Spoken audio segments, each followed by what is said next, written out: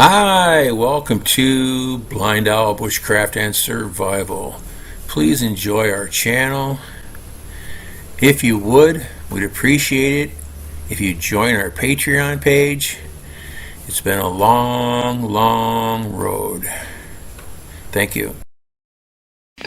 Hi, welcome to BlindOwl Bushcraft and Survival. My name's Dan. I'm here in the Philippines. Got some more odds and ends to show you. Here's one of the very first chisels that I've ever found here in the Philippines. It's a nice solid one. It's a solid 1/8 inch thick, maybe a little bit more. Elephant King is the brand on it, stainless steel. It's rusted a little bit. First thing I did was, the cleavers usually go up this way a little bit, and they got the hole in it. Well, I cut it down and I ground the front end and I put an edge on it. This is a garden trowel, I call it. I use this for digging when I'm planting and transplanting and stuff like that. Got a nice edge on the side of it for chopping weeds, things like that. If I was going to use it very much, I'd make a PVC sheath for it so it hangs by my belt. But this is actually a real nice solid one. And it only weighs 300 grams, but it feels real stout. I could redo this into a hunting knife or something like that. It's got a nice long handle on it. I don't know. I really like it. Again, you got to make some of your things to suit your needs. And again, this is something that I wanted for the garden, and it works fantastic. It's got a big flat edge on here, so your hand can't slip over the edge. It's just a trowel with an edge on it, is what it is, basically. Use it a lot, let me tell you. When I left Iowa, I bought about a dozen Chicago cutlery knives. You might have saw the 2 crap fillet knives that I bought. But I bought a bunch of paring knives. Here's a real nice small one. I've used a couple of these as neck knives. I've made the sheaths out of 1/2 inch PVC so they hang around your neck. Very good knife for that. I think I got 3 different sizes. I gave one of each to my wife for the kitchen. And she still has them to this day. I don't know why she never broke these, but she's never able to break these. Chicago cutlery back in the 60s and 70s and maybe even up into the 80s were all made in the United States. They were fantastic knives. This one was from 2004, just before I got it the week before I came here. And this is a Chinese piece of crap. But it works though. It does its job. It does what it's made for. It works good enough for that. It's not fancy though.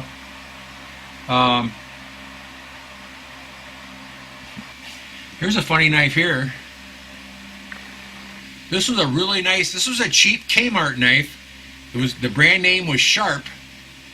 I used it for years and years. It has a little finger groove on it. I use it as a hunting knife. I cleaned many deer with it, hundreds of squirrels, lots of pheasants. It was a fantastic knife. After we moved in here to our house, I gave this to my wife, and she broke the blade off. Broke the blade right in half within a week. To this day, she never told me how she did it. What she was trying to pry with it, she never told me. But it snapped off like crazy.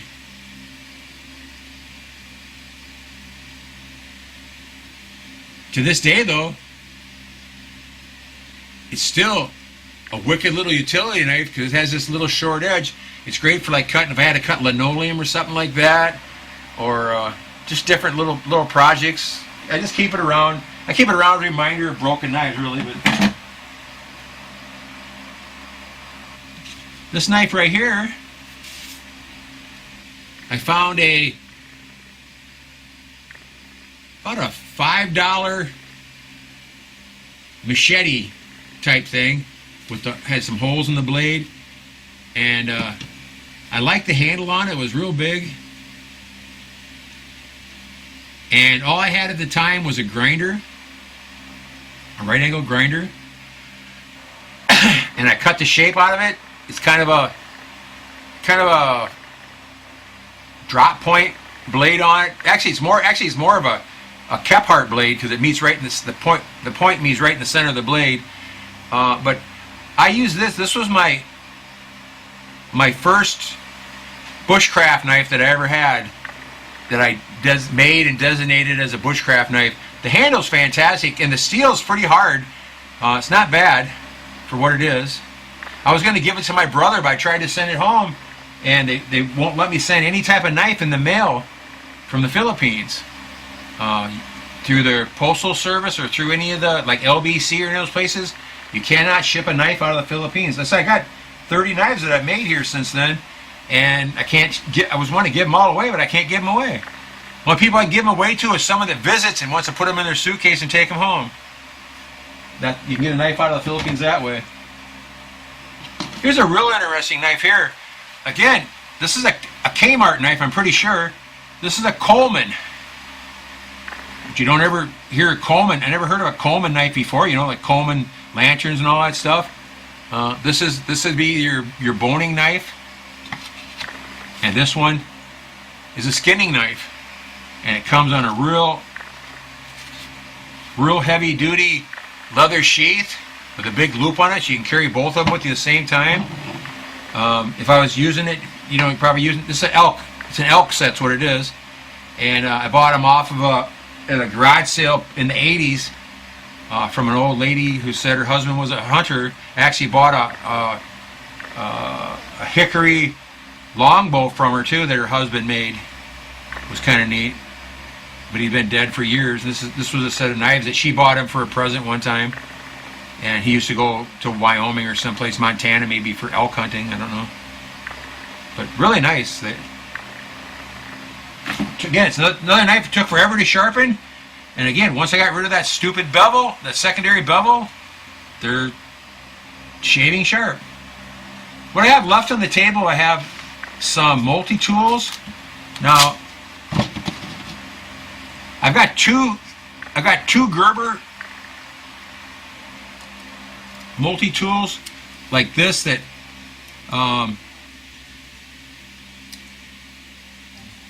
the thing slides up. It's a little stiff because I think it's just there it goes all the way up. Needle nose with a cutter on it. This is one my dad gave me before he died. I don't know what he had it for. Whoever gave it to him, I have no idea. But it's got all the tools in it. It's got a knife in it. Got a saw type knife, not quite serrated knife. Pretty nice.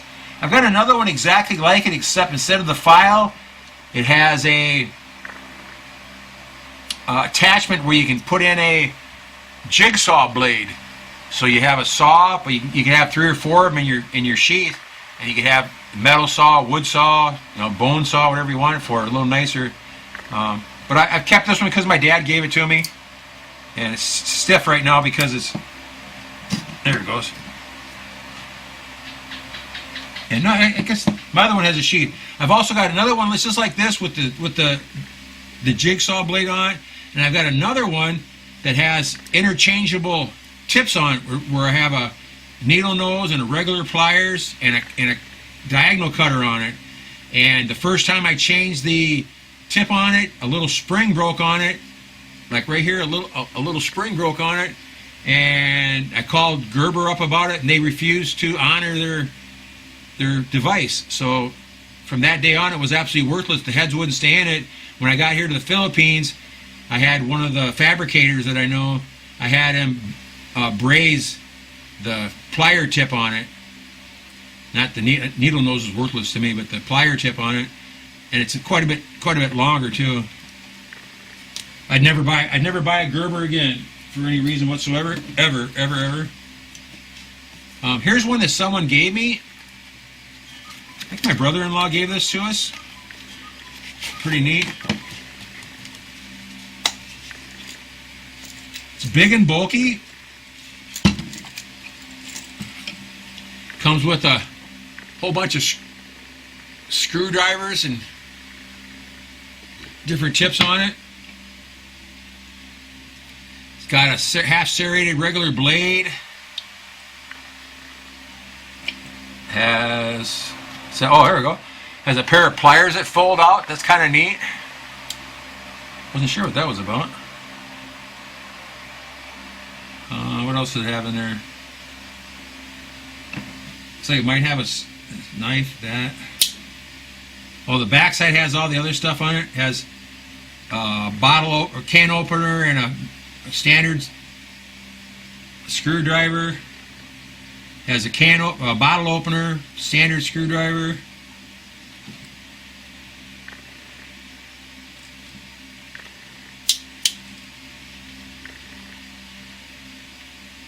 Oh, it has a little rod here.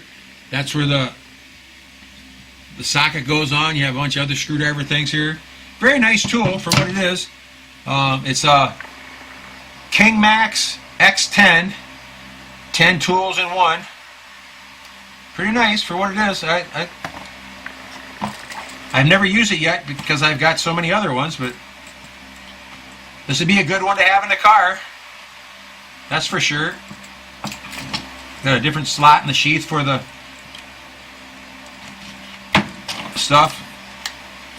Nice keeping the box to keep it nice and clean. Pretty neat. Now I bought this one right here. Look at this sheath here. Now I bought this one in 1979 when I worked on Burlington Northern Railroad. You had to have some sort of a multi-tool. That was part of the required. You had to have all your own tools: saws, hammers, chisels, all kinds of stuff. This isn't an original Leatherman. This is a Leatherman Wave, which was probably the second or third one. To this day, I've never done anything to it at all. Maybe put a couple drops of oil on it. Perfect stainless steel. It's got all the different, accessories on it. When it's closed up, it has on this side, it has a real fine serrated knife.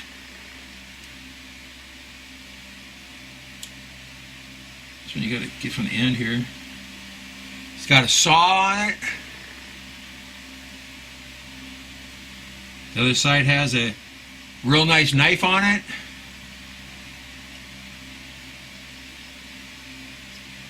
And a file on it. So it's absolutely full. I mean, it's a Wave. It's a Leatherman Wave. It doesn't get much better than that besides the very original one. And the sheath is still in perfect condition. It has actual brass snaps on it that never get corroded. The strap on it's still in great shape. I carried this for look at the shape of it. I carried this for 8 years on the railroad on my belt at all times. Because you had to have it. It was the rule. Just like brand new. That's quality, guys. You get what you pay for. Now here, this is the very best multi-tool ever made. This is a Craftsman. Very strange. It's kind of pressed steel and bended steel and stuff like that. What I like about it best is it has a real pair of pliers on it.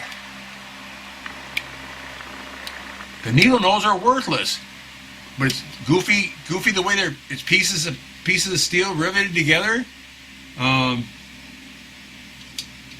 It's got you can see on this side right here, it's got the socket, the tube there that folds out for a screwdriver, for different screwdrivers. It's got some weird hook tool, I don't know what that's for, but it's got a knife, a file, screwdrivers, all that good stuff. But the pliers on it is what makes it for me. It's fantastic. It's absolutely fantastic. I bought one of these. I went back about 6 months later. I bought another one, and then I went to go buy some for presents for people, and I never saw another one ever again. And all the different times I went back to Sears. Make sure it's locked in right. There we go. It's got to be like that. But I've never seen them since then. I don't know who made them for Craftsman. But I've got this one. This is one I used for years and years and years. Always kept in my vehicle. Always kept it in my boat. And I've got my second one that's just like brand new. This one looks like brand new too, but the other one's even better. And lastly, oddball stuff I got here. I got spoons. Now, These are spoons that I made out of a tree here called tuga. It's the hardest tree we have on our island here that I know of. Real dense. Back when I made these, I didn't have any kind of scoop knife, so I couldn't really put much of a scoop on them. Like this one here is almost flat. This is more just a mixing spoon. This one's got a little bit of indentation. This one's made out of guava wood. Got a little bit of an indentation to it. Here's a nice little small scoop for like a half a tablespoon or something of salt, of sugar or whatever. I got another one here that I made. This is my Yawara spoon. It's got a spoon on it, but it's still the Yawara shape that you could use for self-defense if you wanted to. Got about 20 of them laying around somewhere in the house here. Got all different sizes, different shapes. If you ever make anything like this, what I would do is I would cut out the style that I wanted, the blank out of it. I split a piece of wood out. I get it as smooth as I could. I cut the shape out of it, tracing around a plastic spoon or something like that. And then I'd use a rasp for doing most of the work. I've tried making a few with a knife. Boy, that's really hard. But with a rasp, you can do a pretty good job. I gave one to my sister and one to my mom when I first made them. I gave one to my best friend's wife back home. Other than that, though, I've never done anything with them. But they're really nice because they're such tight grain. Even oil and stuff doesn't soak into them. And they're just nice. And I can't really explain. But if you ever try to make something like this or spoon out anything, try to find some green wood and split it down and carve it out a green wood. Don't try to do it out like a piece of cherry wood that you buy from Lowe's or something like that. You're gonna be real sorry trying to work with that stuff unless you use a Dremel tool or something like that. But making spoons is fun. Make good presents. I have no one here to give them to, so I don't give them away or anything like that. I don't even have one of these in the kitchen. I've got plastic spoons in the kitchen. That's all I got, guys. Take care. Hashtag 22 a day no more. Go out and have some fun.